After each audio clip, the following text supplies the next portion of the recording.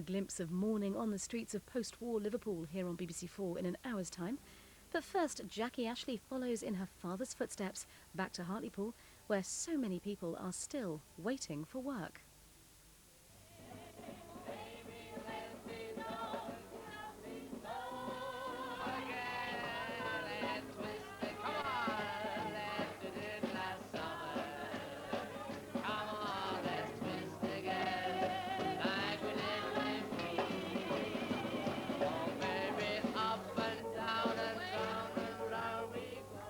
The people of West Hartlepool are very friendly people.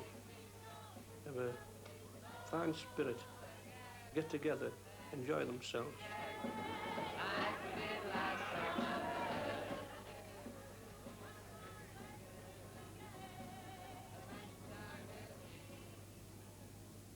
The town is not a new town, but has all the amenities we want.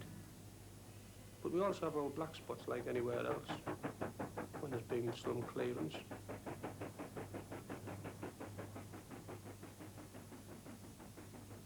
But we also have our good spots. We've had the estates, well planned, well laid out estates, fine schools, and a very good community spirit among the people. But in the past we've always relied upon the engineering industry, steel and shipbuilding. And in shipbuilding, we've some of the finest craftsmen in the country.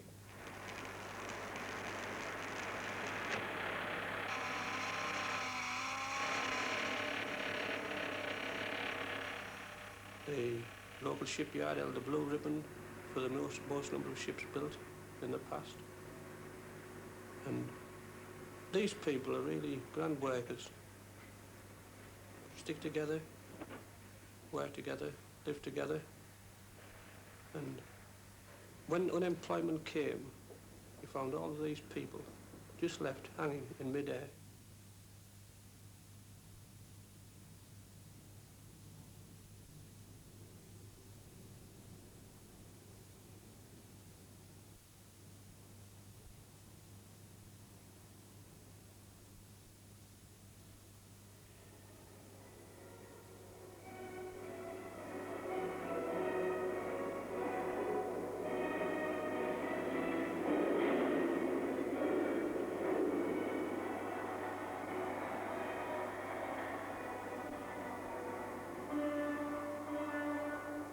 It used to be a busy yard, throbbing with life and vigor. But now there are only idle berths, idle machines, and idle men. It was a big shock when you work years at a place and then suddenly seeing your livelihood going. It is a real shock. I mean, it's a little bit undescribable. It sort of knocks you for six, if we could put it that way. Had you and your wife been worrying about the possibility of this happening? Well, from previous rumours, we had discussed the situation, but of course we just hoped that things would turn brighter and be able to carry on, that the firm would carry on, but it didn't just turn out that way. Were you optimistic about the prospects of getting another job? Well, at first, we all live in hope, and I was one of them, being an optimist, and I had hoped that things would come the right way, but as time goes on, well, hope gradually fades away. And when you see the number of people that's out of work in this area, well, it just about finishes it off altogether. To the unemployed, the labour exchange becomes a focal point.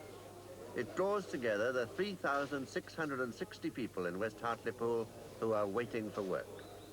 Signing on at the exchange replaces clocking on at factory or shipyard. It's a ritual to be observed twice a week, every week, but one which ensures a basic income. To 1 in 9 of the town's working population, the labour exchange is now a source of funds, a source of hope, and a source of disappointment. For every vacant job, there are more than 40 applicants. Yet, despite this, many still wait optimistically for news of a vacancy from the manager, Miss Saville. I suppose they're optimistic, but in the light of the last 2 or 3 months, it's difficult for them to sustain it. What do you do when you have a few jobs? Do you offer them to everyone or just to the lucky few? No, we try to give as many of them an opportunity of being interviewed as possible, but we have the interest of the employer to consider. So we try to select half a dozen, or depending on the number of jobs, of the most suitable people. But we do try to give them all a turn. Many unemployed people have told me that queuing for dole is a humiliating experience. Is there any way you can cut down the length of waiting for dole? Well, I think we do really cut it down as far as we can. We have a timing system where we use the whole of the day by quarters of an hour. We try to time as many into a quarter as we can deal with, and no more than we can deal with.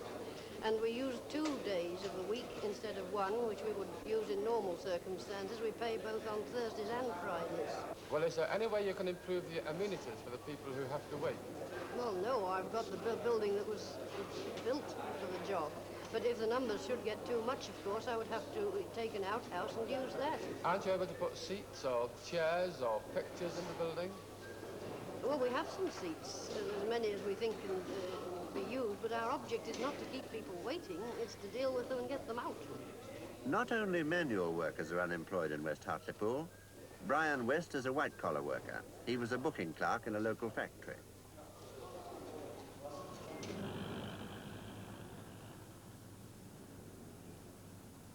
Well, I studied 2 years at a commercial school, and I wrote shorthand. I still write shorthand at 180 words a minute. I've typed about 45. I've got advanced bookkeeping, and I've done a course of business management. And I've passed Royal Air Force education tests when I was in the Royal Air Force. He hasn't used any of these skills for 8 months. His qualifications are valueless assets when there are no jobs available. But he has acquired a new skill since losing his job.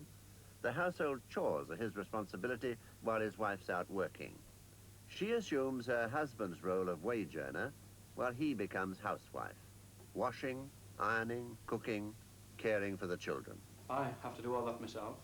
It's a job to start of a morning by dressing them. I feed them in for the breakfast and at lunchtime, but my wife does help to get them ready for bed at night. Who decides on your budget? Well, I've got to do, with me doing the shopping, I've got to spread out the money, the bloody money we have, on food. But otherwise, my wife does more or less tell me what to get in, etc., each day. We do the shopping from day to day, not by weekly. On what little luxuries you can afford, say drink and tobacco if you smoke, who decides on how much is allocated for things like that? Well, we both decide that together. We don't drink and we can't get out. We can't afford luxuries, naturally. We do smoke a little bit, but it is very few. How did the children react to you being mum, as it were? Well, they were very strange to me at first, but they have gradually come used to me and they look forward to the mother coming in at night from work. How far does it embarrass you that your friends know that you're an acting housewife here? Well, it is an embarrassment, having to run over and do all messages and one thing and another, and they often say to me, how do you manage, and one thing and another, but I just have to put up with it, and we do the best we can. Mrs. West, do you like working now? Yes, I do, but of course I would rather be, at home and my husband having a job. Do you feel more independent now that you're working? Well, I don't really, because, well, I think that it's up to a husband to go out to work, for him to have a job and then go out to work. If your husband got a job, would you stop working? Well, if it was a really good job with good pay, I would, but really I would rather work on till about 6 months or so, just to get a bit of money behind it, How has the attitude of the children changed to you while you're out at work? Has it changed at all? Well, I don't think so, not really. But at first they were a bit upset, I think, they missed me. As soon as I got in the door, they were straight up, the face lightened up and that, and said, oh, Mum, I'm glad to see you, and all that,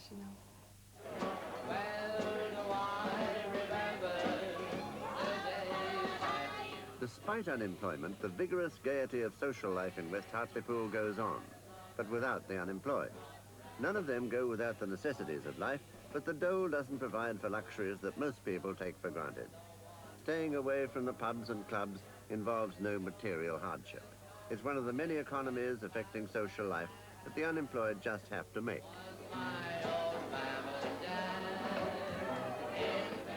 Careful shopping, too, becomes essential when there's money for little more than necessities.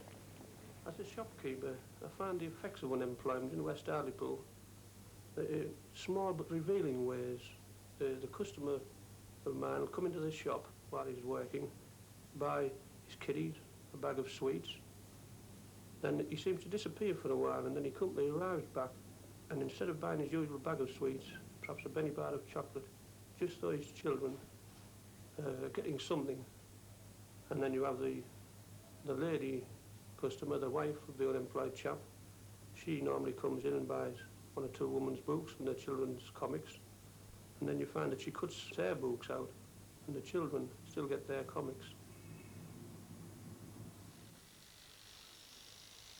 Well, the main effect the unemployment in the town is having on my business is that I find the customers appear to make the hair or try to make it last a little longer. When they do eventually come in, they say, well, you better make it a bit shorter, Tom. And I cut it shorter for them. Sometimes I want it shorter in the neck, thinning out, so it'll last a bit longer than usual, you know. And, of course, I get the odd occasion that they're so desperate for a haircut, they want to go somewhere. They get an amateur to do it. And then they come in with a big muffler on or something and say, for God's sake, Tom, can you put this right for me?